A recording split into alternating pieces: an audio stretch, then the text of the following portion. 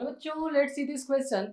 The vapor pressure of a solvent decreases by 10 mm of Hg, then a non-volatile solute was added is 0.2. What should be the mole fraction of the solvent if the decreases in vapor pressure is to be 20 mm of Hg?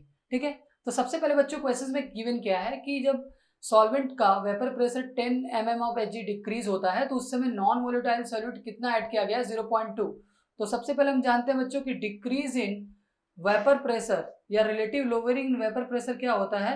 Mole fraction of solute के बराबर होता है। Mole fraction of solute के बराबर होता है। Mole fraction of solute के बराबर होता है।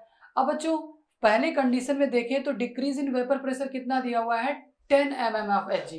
ठीक है, उस कंडीशन पे मोल फ्रैक्शन ऑफ सॉल्यूट कितना है? 0.2 इंटू पी नॉट जो है इधर लेते आओ, तो इक्वेशन नंबर बच्चों 1 हो गया। That second condition is what should be the mole fraction of the solvent if the decreases in vapor pressure is to be 20 mm of Hg। ठीक है, अब देखिए फिर यहाँ पे decrease in vapour pressure 20 mm Hg दे दिया है और उस कंडीशन में आपको मोल फ्रैक्शन निकालना है, उसको मैंने x मान लिया और वहां पे पी नॉट की कंडीशन क्या रहेगी? पी नॉट ही रहेगी जितना पहले वेपर प्रेशर था। इक्वेशन नंबर 2 हो गया।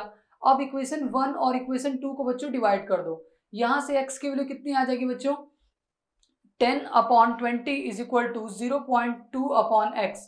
ठीक है, तो बच्चों यहां से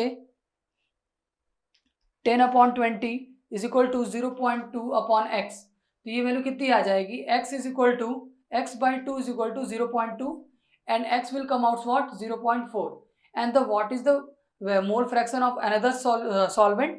1 minus 0.4 is equal to 0.6। ठीक है, सॉल्यूट का 0.4 और दूसरा 0.6 आ गया। ठीक है, आपसे क्वेश्चन में बच्चों पूछा क्या था?